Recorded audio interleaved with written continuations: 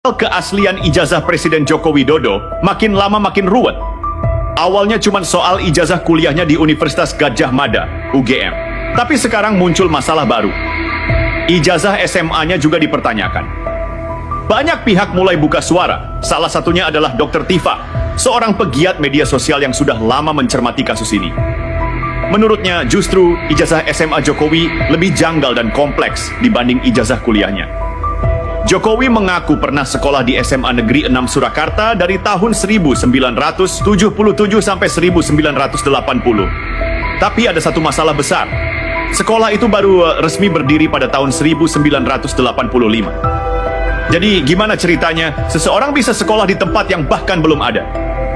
Dr. Tifa menyindir dengan tajam, kalau benar Jokowi sekolah di SMA 6 tahun 1977, berarti dia ini semacam tuyul atau makhluk dari masa depan. Bukan cuma soal nama sekolahnya yang bermasalah.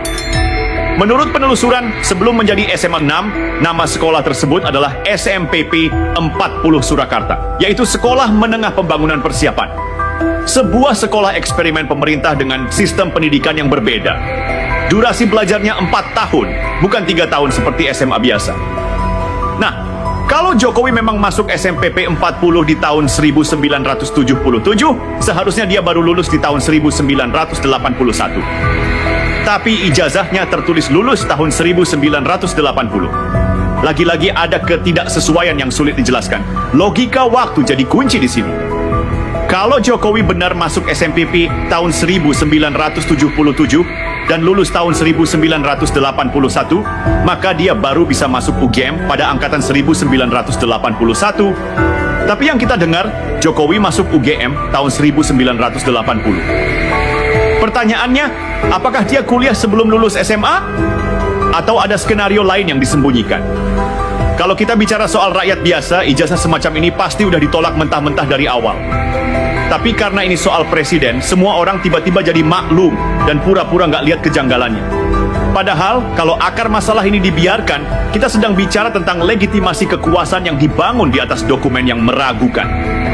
Kejanggalan demi kejanggalan ini nggak boleh dianggap sepele. Ini bukan sekadar soal teknis administrasi, tapi menyangkut integritas seorang pemimpin negara.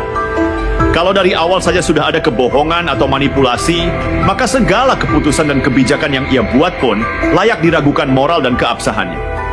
Disinilah pentingnya publik ikut bersuara. Karena ketika negara mulai membiarkan hal-hal ganjil seperti ini tanpa pertanggungjawaban, itu bukan hanya soal seorang Jokowi. Itu soal masa depan bangsa, soal keadilan, soal apakah hukum benar-benar berlaku sama untuk semua. Setelah sekian lama jadi bisik-bisik dan obrolan di media sosial, sekarang isu kejanggalan ijazah Jokowi naik ke ranah hukum. Bukan lagi sekadar analisis dari warganet, tapi sudah ada gugatan resmi yang diajukan ke pengadilan. Tokohnya adalah seorang pengacara asal Solo bernama Muhammad Taufik.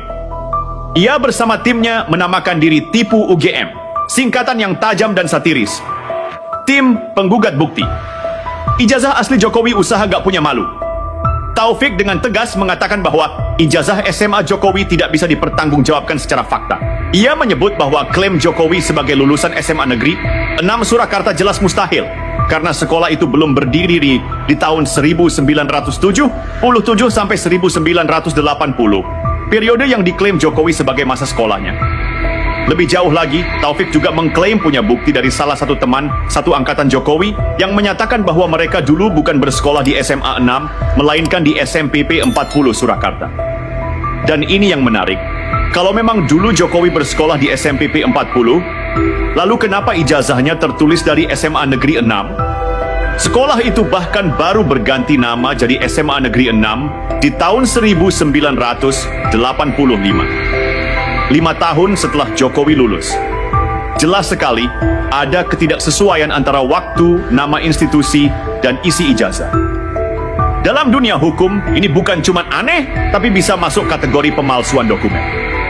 Gugatan yang diajukan Taufik ke Pengadilan Negeri Solo pada 14 April 2025 bukan hanya menyasar Jokowi sebagai tergugat Ia juga menyeret KPU Kota Solo sebagai tergugat 2 karena dianggap lalai dalam proses verifikasi data pencalonan.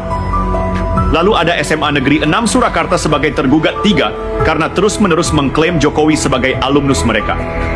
Dan terakhir, Universitas Gadjah Mada, UGM, sebagai tergugat 4 karena dianggap menerima mahasiswa berdasarkan ijazah yang dipertanyakan keaslian.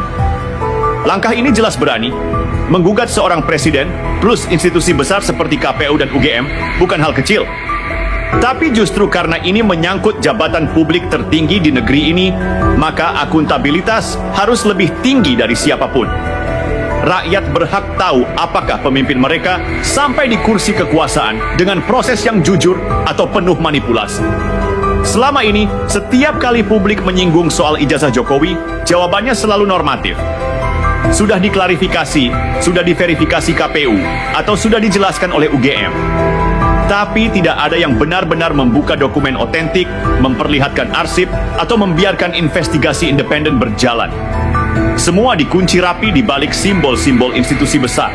Justru langkah seperti yang dilakukan oleh Taufik ini yang seharusnya didukung. Ia bukan hanya menggugat seorang individu, tapi menggugat sistem yang selama ini menutup-nutupi dan membiarkan ketidakjelasan menjadi norma. Kalau benar Jokowi tidak bersalah, seharusnya proses hukum ini jadi jalan terbaik untuk membuktikan keasliannya secara terbuka dan ilmiah, bukan malah jadi alasan untuk menyerang balik orang-orang yang kritis. Dan kalau ternyata sebaliknya, ini bukan cuma soal ijazah palsu. Ini soal pemimpin yang dibangun dari kebohongan yang menjabat di atas fondasi penipuan. Dan rakyat Indonesia berhak tahu siapa sebenarnya orang yang pernah atau masih belum mereka panggil presiden. Di tengah desakan publik dan gugatan hukum yang mulai menggema, Presiden Joko Widodo akhirnya angkat suara. Tapi alih-alih menjawab dengan transparansi atau membuka fakta secara jernih, Jokowi justru memberi respons yang terkesan defensif. Ia menyatakan tengah mempertimbangkan langkah hukum terhadap pihak-pihak yang terus meragukan keaslian ijazahnya. Dalam satu wawancara, ia berkata, "Sudah dijelaskan oleh Rektor UGM, sudah juga disampaikan oleh Dekan Fakultas Kehutanan. Semuanya sudah jelas." Pernyataan itu terdengar seperti tameng formalitas.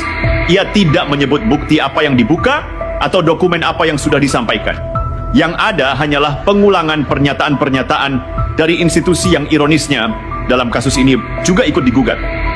Bagaimana bisa kita percaya pada pihak yang sedang diperkarakan untuk jadi saksi kunci? Ini seperti menanyakan kejujuran pencuri kepada rekan komplotannya.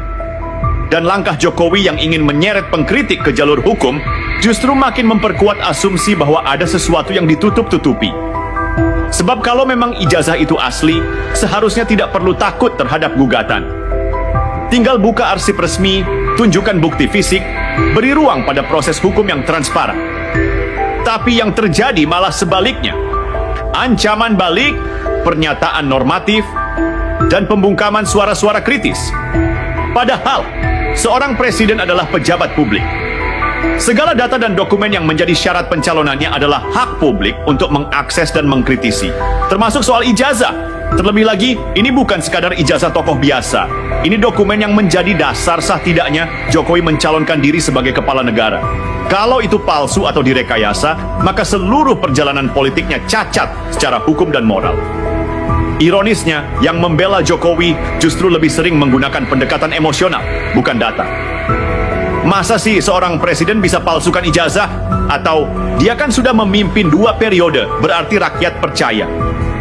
Padahal pertanyaan dasarnya bukan soal seberapa lama ia memimpin atau seberapa populernya dia.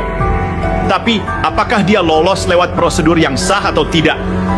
Kita sedang berada di titik di mana kejujuran jadi bahan tertawaan dan kebohongan dilindungi oleh kekuasaan. Ketika rakyat mempertanyakan, mereka dianggap nyinyir. Ketika pengacara menggugat, malah dianggap cari panggung. Sementara itu, penguasa tetap nyaman duduk di singgasananya, menolak membuka dokumen yang seharusnya mudah ditunjukkan kalau memang tidak ada yang salah. Dan inilah yang membahayakan bangsa. Bukan cuma soal Jokowi atau ijazahnya, tapi soal presiden yang ditinggalkan. Kalau satu orang bisa lolos dari pemeriksaan hukum hanya karena ia punya jabatan tinggi, maka besok-besok kita akan punya pejabat-pejabat lain yang merasa tidak perlu jujur. Karena toh rakyat akan lupa atau dibungkam. Kebenaran tidak bisa terus dipaksa tunduk pada kuasa. Ia mungkin bisa ditekan, dibungkam, bahkan dibalik-balikkan. Tapi cepat atau lambat, semua kepalsuan akan terungkap. Dan ketika itu terjadi, bangsa ini harus siap menatap wajahnya sendiri di cermin. Apakah kita masih punya nyali untuk berdiri di sisi yang benar? Atau kita sudah terlalu nyaman